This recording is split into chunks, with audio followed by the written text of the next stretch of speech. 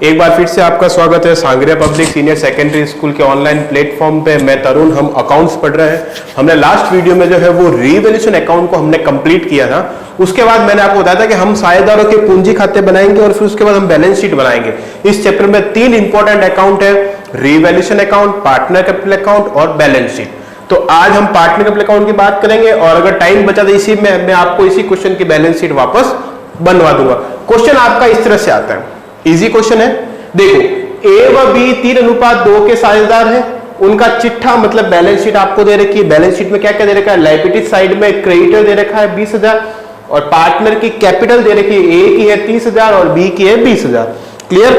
Other asset side में cash दे रखी है 3,000, डेटर है 12,000, स्टॉक है 15,000, फर्नीचर 10,000, प्लांट एंड मशीनरी 30,000 और बैलेंस शीट की टोटल आ रही 70,000। अब ये जो बैलेंस शीट आपको क्वेश्चन में दे रखी है, ये जो वैल्यू ये हमेशा पुरानी है। मैंने आपको पहले ही बताया ये जो वैल्यू है वो आपकी कौन सी है? पुरानी है। आ जाओ टॉपिक पे। फिर क्या दे रखा है? उन्होंने सी को 1/6 भाग के लिए, सी व्यापार में कितने भाग के लिए आ रहा है? 1/6 भाग के लिए व्यापार में आ रहा है। प्रवेश दिया मतलब नया साझेदार आ रहा है, यही तो हम पढ़ रहे हैं। आ जाओ, सी अपनी पूंजी के लिए 15,000 रुपए और ख्याति के लिए 5,000 रुपए जो है वो लेके आएगा। साफ दिख रहा है ना? ख्याति के लिए 5,000 रुपए लेके आएगा। फिर है स्टॉक का मूल्य। स्टॉक का मूल्य देखो, अब यहां से आपके रीवैल्यूएशन का पॉइंट कहां से चालू होगा? जहां से आपकी संपत्ति और दायित्व मतलब एसेट्स और लायबिलिटीज की जो वैल्यू में जो चेंज होगा ना, वहीं से आपके जो है रीवैल्यूएशन के पॉइंट आएंगे, उससे पहले पॉइंट नहीं आएंगे। आ जाओ आगे। स्टॉक का मूल्य 10% कम तथा संयंत्र का मूल्य 10% बढ़ाना है। ठीक है, बढ़ा देंगे। जिसका कम करना है कम कर दो, बढ़ाना है बढ़ा दो। अब उससे आपको प्रॉफिट हो रहा है लॉस हो रहा है, ये आपको ध्यान में रखना है। फर्नीचर का पुनः मूल्यांकन 9,000 पे किया गया, मतलब पुरानी फर्नीचर की वैल्यू क्या है? 10,000, अब 9,000, तो क्या हुआ सोचो। फिर है देनदारों पे कितना परसेंट आयोजन बनाना है? 5% आयोजन बनाना है। फिर आपको आगे दे रखा है विनियोग। विनियोग के 1,000 रुपए पुस्तकों में, विनियोग मतलब इन्वेस्टमेंट। इन्वेस्टमेंट आपको बैलेंस शीट में नहीं दे रखा। इसका मतलब क्या हुआ कि इन्वेस्टमेंट क्या है भी आप जो है वो बैलेंस शीट में लिखना भूल गए, या फिर हो सकता है आपके पास 1,000 रुपए इन्वेस्टमेंट पड़ा हो लेकिन आपने उसको नहीं दिखाया, तो अब दिखा दो, कोई फर्क नहीं पड़ता। फिर एक लेनदार 100 रुपए बकाया थे, अब नहीं देना, मतलब एक लेनदार था हमारा 100 रुपए का, अब हमें उसको पैसा नहीं देना। नीचे क्वेश्चन में लिखा हुआ आएगा कौन कौन से खाते बनाने हैं। तो हम तो नॉर्मल क्वेश्चन करेगा, हमें तो तीनों खाते बनाने हैं, तो फिलहाल हम 2 पे फोकस करेंगे। ठीक है, तो पहला आ जाओ आपका रीवैल्यूएशन अकाउंट। ध्यान से देखना, इंपॉर्टेंट टॉपिक है। पहला खाता आपका बनेगा रीवैल्यूएशन अकाउंट। तो देखो, अपन टॉपिक पे फोकस करते हैं पूरा।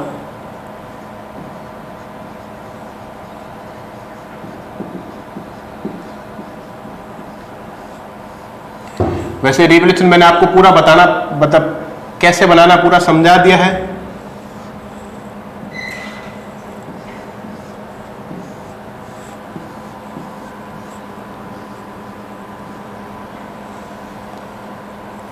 देखो, ज्यादा कोई दिक्कत नहीं है।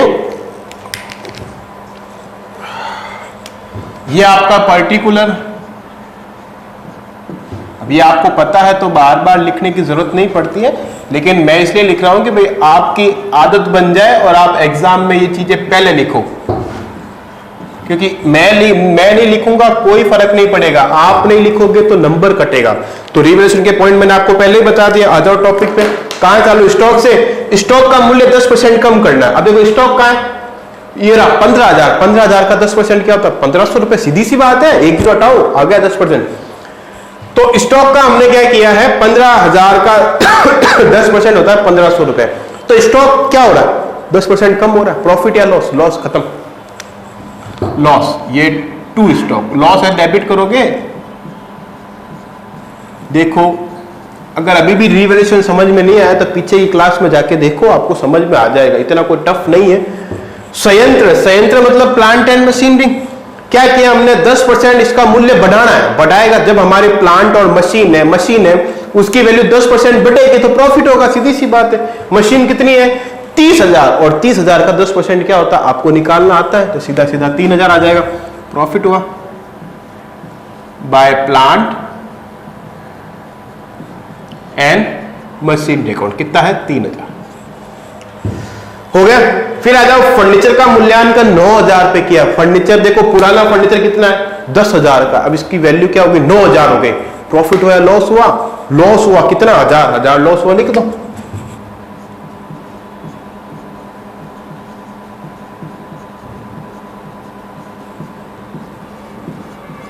बस। फिर उसके बाद क्या है देनदारों पर आयोजन। देनदारों पर आयोजन मतलब प्रोविजन फॉर बैड डेट्स आपके लिए हमेशा लॉस ही होता है।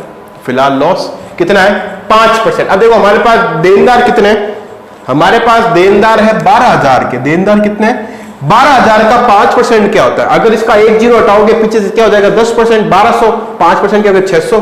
तो लिख दो to provision for bad debts कैसे होता है ये मैंने आपको बता दिया है। कितना है 600 रुपए। 5% 600 होता है, हाँ ठीक है। फिर आ जाओ एक विनियोग। विनियोग हमारे लिए क्या होती है संपत्ति होती है जो हमें अकाउंट में लेके आना है। तो मान लो इस बैलेंस शीट में विनियोग आपको कहीं नहीं दे रखा था, आप ये मान लो हमारा इन्वेस्टमेंट क्या है 0, लेकिन अब कितना हो गया 1000, तो इन्वेस्टमेंट क्या हो गया 1000 रुपए बढ़ गए। यही हुआ ना, प्रॉफिट हुआ बाय इन्वेस्टमेंट।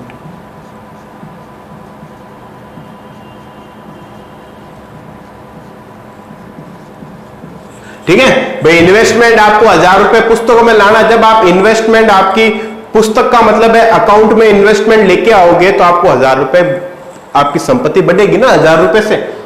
फिर क्या एक लेनदार है जो हमसे कितने रुपए मांगता है 100 रुपए, लेकिन अब उसको देना ही नहीं है, तो ये भी प्रॉफिट होगा हमारे लिए क्योंकि उसको पैसा देना ही नहीं, तो प्रॉफिट हो गया।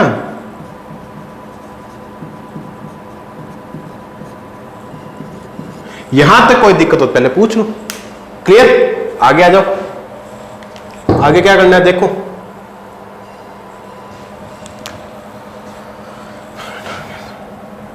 देखो पहले टोटल लगा लेते हैं भाई, दोनों साइड की टोटल क्या होती है, फिर प्रॉफिट एंड लॉस बांटना है। चलो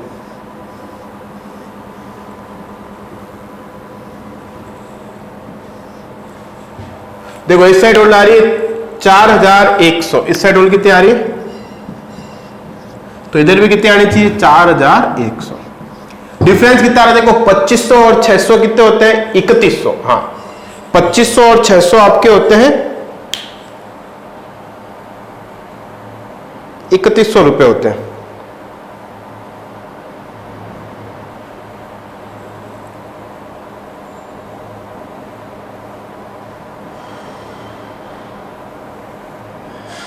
₹3100 होते हैं। इधर कितने हो रहे हैं 2500 600 3100, तो कितने रुपए हो रहे हैं 3100 रुपए।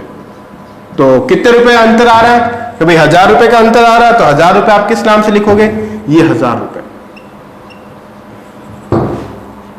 To partner capital account. Partner कौन है ए और बी, इनका अनुपात क्या है 3:2। 3:2 में जब आप 1000 रुपए बांटोगे तो क्या आएगा, सीधी सी बात है भाई, एक का आ जाएगा 600 रुपए, एक का 400 रुपए, बस यही हो गया 600 400 3 2 5। हाँ ठीक है, ये आएगा, ये हो गया आपका रिवैल्यूएशन अकाउंट। रिवैल्यूएशन में तो कोई प्रॉब्लम नहीं, मेरे को पता है। अब देखो पार्टनर कैपिटल अकाउंट कैसे बनाना, उसके बारे में हम थोड़ा बात करते हैं।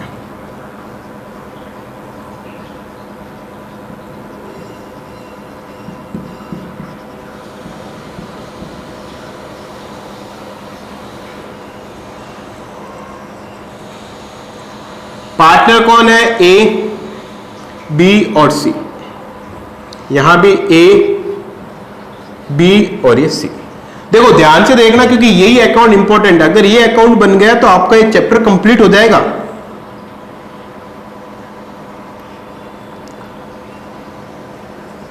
पार्टनर अकाउंट जैसे अपन ने फर्स्ट चैप्टर में बनाया वैसे ही बनाना, तो ज्यादा कोई लोड लेने की जरूरत है नहीं, लेकिन वैसे नहीं बनेगा डेबिट का क्रेडिट में, क्रेडिट का डेबिट में। ध्यान रखना वो फर्स्ट चैप्टर में था क्योंकि उसमें सिर्फ प्रॉफिट ही डिस्ट्रीब्यूट करना था।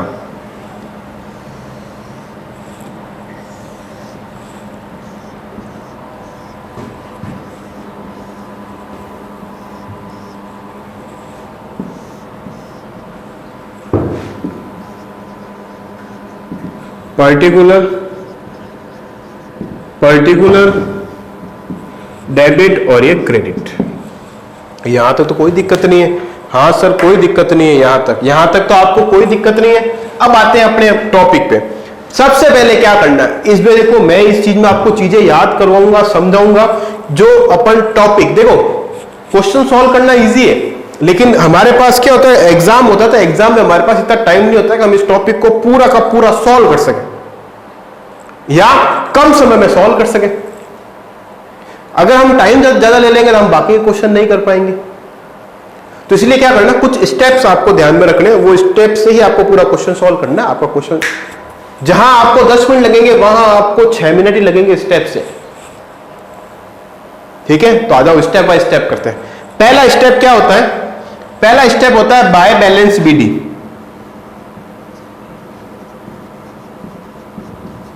Bye balance BD. अब ये बैलेंस बीडी क्या होता है, बैलेंस बीडी का मतलब कैपिटल का बैलेंस, और बैलेंस बीडी मतलब पुराने पार्टनर। तो पुराने पार्टनर कौन है, ए और बी। ए और बी का जो बैलेंस है वो क्या, यही तो है बैलेंस भाई। इनकी पुरानी बैलेंस जो है वो कितना है, वो है 30,000 और 20,000।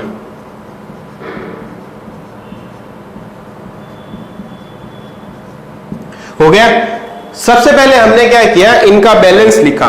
बैलेंस लिखा, कितना लिखा हमने बैलेंस, जो ए की कैपिटल है और बी की कैपिटल है वो हमने दोनों लिख दी।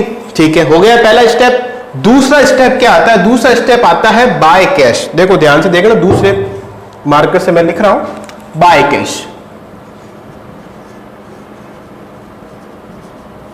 ये बाय कैश कौन सा होगा, देखो जब हमने पुराने साझेदारों की पूंजी लिखी है तो नए की पूंजी भी लिखनी पड़ेगी। तो नए की पूंजी आप किस नाम से लिखोगे, बाय कैश। क्यों, क्योंकि नया साझेदार आपके व्यापार में आ रहा है तो वो पैसा लेके आ रहा है। ठीक है, तो देखो नया साझेदार पूंजी के रूप में कितने रुपए लेके आ रहा है, 15,000। तो आप यहां पे लिख दो सीधा सीधा 15,000, कोई दिक्कत नहीं। हो गया, पहला बाय बैलेंस बीडी, दूसरा बाय कैश, और तीसरा स्टेप आता है बाय गुडविल।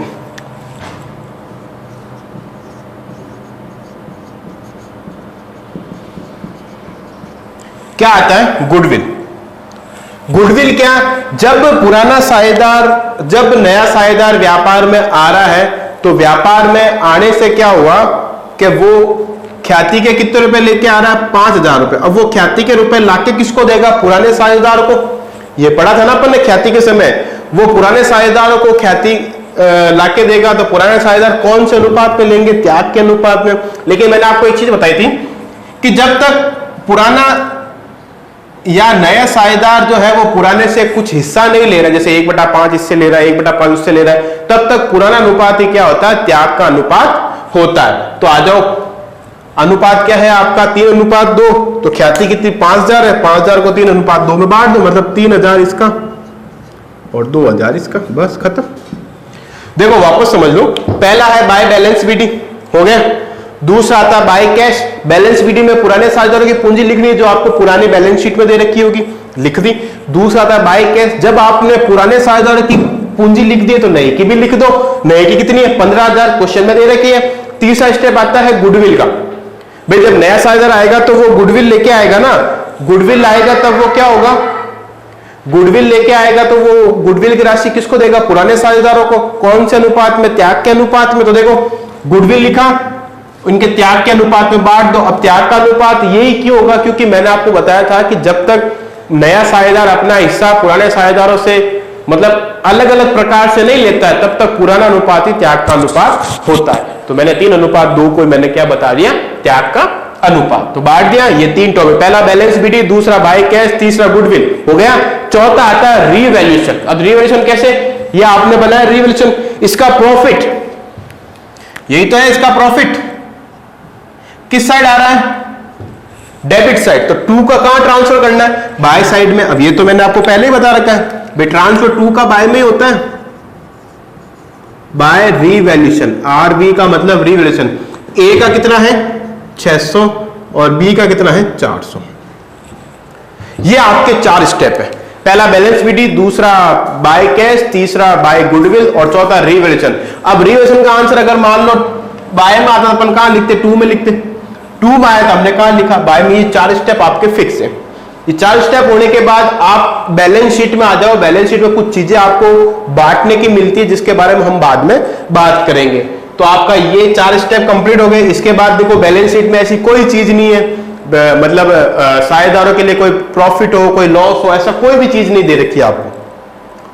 तो पहले क्या करना है, पहले 4 step, by balance BD, by cash, by goodwill, फिर रिवैल्यूएशन 2 का है तो बाय में, बाय का है तो 2 में, इतना करना है। फिर उसके बाद बैलेंस शीट में अगर आपके लिए कोई नई पॉइंट दे रखी हो, जैसे यहां पे बैलेंस शीट में कभी कभी आता है रिजर्व, रिजर्व जिसको अपन बोलते हैं संचय,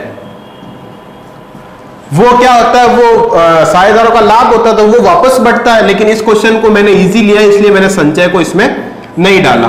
तो अब आपको क्या करना है, 2 का बाय में, बाय का 2 में कर दिया, रिजर्व को, रिवैल्यूएशन को, ये 4 स्टेप आपके कंप्लीट हो गए। उसके बाद बैलेंस शीट में कुछ ट्रांसफर करने का हो तो कर दो, इस क्वेश्चन में नहीं है, आ जाओ। फिर बात करते, देखो एक्स्ट्रा कोई पॉइंट है क्या, एक्स्ट्रा पॉइंट आपको इसमें कुछ नहीं दे रखा। जैसे देखो कैपिटल का हमने कर लिया, ख्याति का हमने कर लिया, स्टॉक का हमने रिवैल्यूएशन में कर लिया, संचय का भी हमने रिवैल्यूएशन में कर लिया, फर्नीचर का भी हमने रिवैल्यूएशन में कर दिया, डेटर का भी हमने रिवैल्यूएशन में कर दिया, विनियोग का भी हमने रिवैल्यूएशन में कर दिया, और लेनदार का भी हमने रिवैल्यूएशन, मतलब कोई पॉइंट आपका बाकी नहीं बचा है इसमें। तो अब आपको क्या करना है, जब आपके पास कोई पॉइंट नहीं बचा है ना, तो आप क्या करो, इस खाते को क्लोज कर दो। अब आप कहोगे सर डेबिट साइड में कुछ नहीं, अरे कोई बात नहीं, कुछ नहीं है, ये तो पहला क्वेश्चन है, आगे काफी सारे क्वेश्चन आएंगे भी जिसमें डेबिट क्रेडिट दोनों साइड आपके पास आएगी।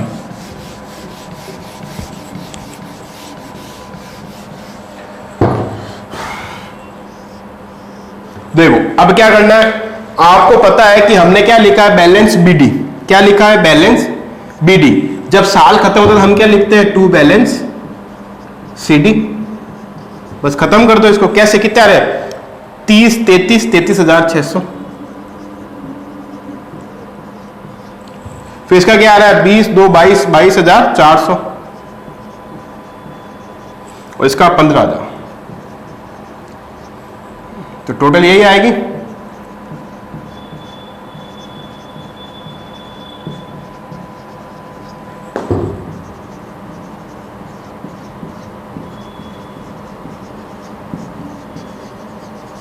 ये हो गया आपका क्वेश्चन, ये पार्टनर कैपिटल अकाउंट बन गया, ठीक है। तो ये अपना बन गया पार्टनर कैपिटल अकाउंट। अब आपको बनानी बैलेंस शीट, वापस नहीं, देखो ये तो पुरानी बैलेंस शीट है, ऐसी कैसे आपको वापस नई बैलेंस शीट बनानी है। तो नई बैलेंस शीट बनानी है तो मैं इस पोर्शन को मिटा रहा हूं, ठीक है ना। तो इसका थोड़ा सा आप ध्यान रखना। तो देखो आ जाओ,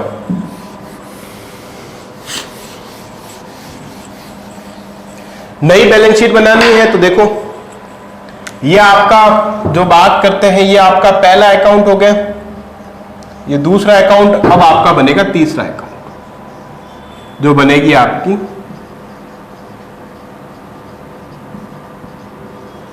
बैलेंस शीट। नई बैलेंस शीट बनानी है, नई कैसे बनानी है, बिल्कुल इजी है।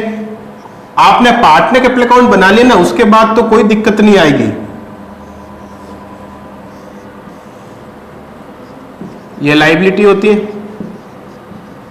ये अमाउंट, ये एसेट्स, और ये अमाउंट, यही होती है। तो जैसे पुरानी बैलेंस शीट बनी हुई है ना, वैसे ही आपको नई बैलेंस शीट बनानी है। और चेंज क्या करना है, जो आपने रिवैल्यूएशन में चेंज किया ना, उसके आधार पे आपको चेंज करना है। तो देखो बात करते हैं, स्टार्ट करते हैं क्रेडिटर से। पहला पॉइंट क्या है, क्रेडिटर। क्रेडिटर कितने हैं, 20,000, लेकिन उसमें एक आपका देखो, क्या आपने देखो एक एक पॉइंट हम वहां पढ़ेंगे, फिर उसमें देखेंगे कि हमने उस पॉइंट को रिवैल्यूएशन में चेंज किया या नहीं किया, ठीक है। अगर रिवैल्यूएशन में हमने चेंज किया तो उसको हम घटा के या बढ़ा के लिखेंगे, इसलिए मैंने रिवैल्यूएशन अकाउंट नहीं मिटाया। तो देखो बात करते हैं क्रेडिटर। क्रेडिटर कितने हैं, 20,000। तो क्या क्रेडिटर का हमने रिवैल्यूएशन में कुछ चेंज किया है, हाँ किया है। कहां पे, यहाँ पे 100 रुपए, मतलब 100 रुपए के लेनदार थे जिनको हमें पैसा चुकाने की जरूरत नहीं है, तो वो मतलब कम हो जाएंगे। तो अब हमारे लेनदार कितने होंगे, 19,900 रुपए, यही तो होंगे भाई। 20,000 थे, उसमें से 100 रुपए का जो हमारा लेनदार था उसको हमें अब पैसे चुकाने ही नहीं है, तो वो हमारा लेनदार होगा ही नहीं अब, तो वो 100 रुपए कम हो गए, ठीक है। आ जाओ कैपिटल। अब कैपिटल की बात करते हैं, ये तो पुरानी कैपिटल है। अब आपको नई कैपिटल लिखनी है तो नई कैपिटल लिखोगे, साथ में साझेदार कौन जुड़ जाएगा, सी भी जुड़ जाएगा। जब आप कैपिटल लिखोगे तो आपको नई कैपिटल लिखनी है। देखो पुरानी कैपिटल का आपने यहां यूज कर लिया, ये कौन सी कैपिटल है, ये आपकी पुरानी कैपिटल है। अब नई कौन सी है, नई ये तो है, तो नई वाली नई बैलेंस शीट में लिखो कितनी आ रही है 33,600, फिर क्या आ रही है 22,400 और फिर 15,000। ये आ गई आपकी कैपिटल। हो गया, मतलब लायबिलिटी साइड पूरी हो गई। आ जाओ एसेट साइड में। एसेट साइड में सबसे पहले आपको क्या देना, कैश। कैश को एक बार आप छोड़ दो, कैश को फिलहाल आपको कुछ नहीं लिखना। आ जाओ फिर डेटर। डेटर मतलब देनदार। डेटर कितने अपने पास पुराने कितने हैं, डेटर अपने पास पुराने हैं 12,000। कितने हैं 12,000 पुराने 12,000 ही तो है। अब क्या डेटर के लिए हमने रिवॉल्यूशन में कुछ चेंज किया है। आप देखोगे हाँ सर देखो ये 600 रुपए हमने क्या बनाया, आयोजन बनाया, मतलब 600 रुपए हमारे डूबने के चांसेस है, तो डेटर में से ये आयोजन लेस कर दो। 11 पे वैसे भी समझाया हुआ कितने रुपए 600 रुपए, तो पीछे क्या बचेगा 11,400 रुपए बस। फिर डेटर के बाद क्या, स्टॉक। स्टॉक कितना है 15,000। क्या स्टॉक में हमने कुछ चेंज किया? अगर आप रिवैल्यूएशन में देखोगे तो आपने स्टॉक में चेंज किया। स्टॉक को हमने क्या किया 1,500 रुपए से कम किया। जब हमने स्टॉक को 1,500 रुपए से कम किया तो अब स्टॉक बचा कितना है, 15,000 में से 1,500 घटा लो 13,500। उसके बाद बात करते हैं स्टॉक के बाद क्या है, फर्नीचर। लिख दो फर्नीचर। क्या फर्नीचर में हमने कुछ चेंज किया? फर्नीचर में हमने देखो 1,000 रुपए कम किए, तो फर्नीचर कितने का था 10,000 का। 10,000 में से 1,000 घटाओ, फर्नीचर कितने का बचा 9,000 का बस। फिर वाला plant and machinery. Plant and machinery का हमने कुछ चेंज किया? हाँ किया। क्या किया 3,000 रुपए हमने प्लांट और मशीनरी बढ़ाए, तो प्लांट एंड मशीनरी पहले 30 के थे, अब कितने हो जाएंगे 33,000 बस। 30 के कितने हो गए 33 हो गए। ये अपनी बैलेंस शीट कंप्लीट हो गई। अब ऐसी चीज लिखो जो बैलेंस शीट में आनी चाहिए लेकिन हमने नहीं लिखे। देखो वापस रिवैल्यूएशन से हमने एक बार मैच कर लिया, एक बार और कर लिया। जैसे स्टॉक को हमने कर लिया, फर्नीचर हमने कर लिया, प्रोविजन फॉर बैड डेट्स कर लिया, ये हमने प्रॉफिट ट्रांसफर कर दिया। प्लांट एंड मशीनरी कर दिया। इन्वेस्टमेंट हमने अभी तक नहीं किया और क्रेडिटर हमने कर दिया। इन्वेस्टमेंट क्या होता है, हमारी संपत्ति होती है, तो ये एक्स्ट्रा पॉइंट आपको इन्वेस्टमेंट यहां पे लिखना है। कितना है 1,000 रुपए।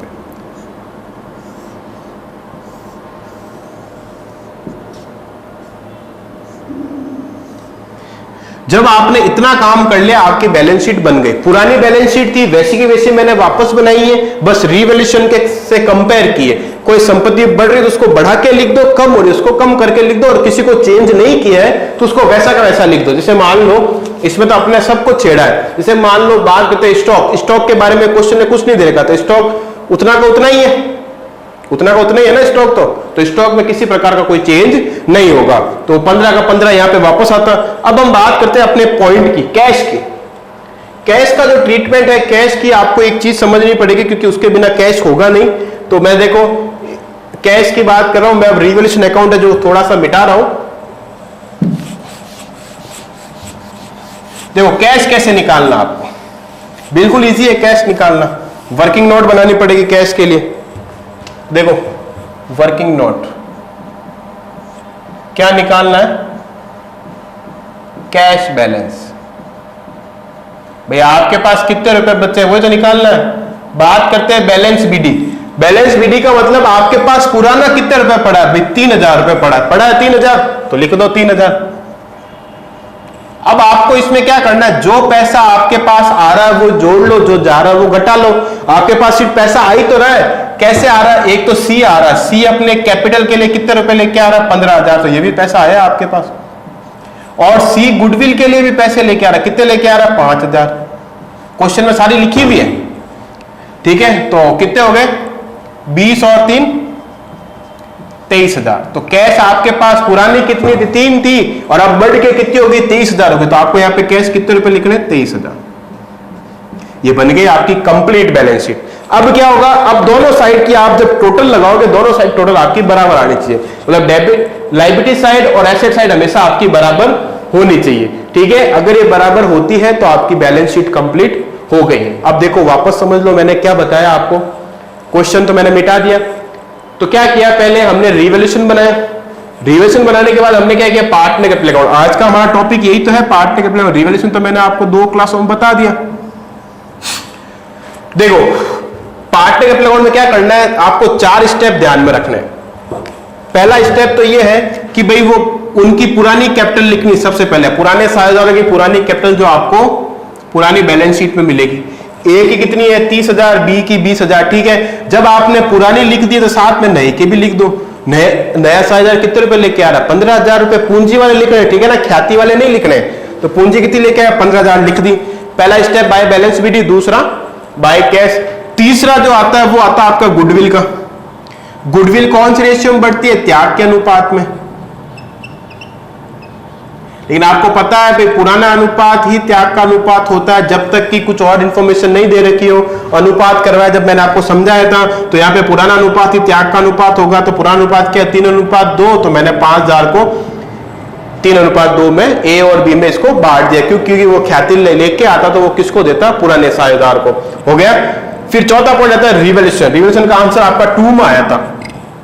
2 पार्टनर कैपिटल अकाउंट करके आपने लिखा था, तो 2 का कहां ट्रांसफर होगा, बाय में। अगर मान लो रिवैल्यूएशन का आंसर बाय में आता तो आप कहां लिखते, 2 में लिखते, ठीक है। फिर हो गया, और कुछ नहीं बचा था, तो हमने इनका बैलेंस शीट ही निकाल दिया। फिर हमने बनाई नई बैलेंस शीट। नई बैलेंस शीट हमने कैसे बनाई है, नई बैलेंस शीट हमने बनाई है पुराने कैपिटल, मतलब पुराने के हिसाब से जो जैसा है वैसा लिख दिया, और जो चेंज हुआ उसको हमने चेंज करके लिख दिया, ठीक है। तो ये हमारा जो टॉपिक है वो आज यही खत्म होता है। फिर नेक्स्ट टॉपिक में हम इसके बारे में एक क्वेश्चन और लेंगे अगले वीडियो में, ठीक है। धन्यवाद।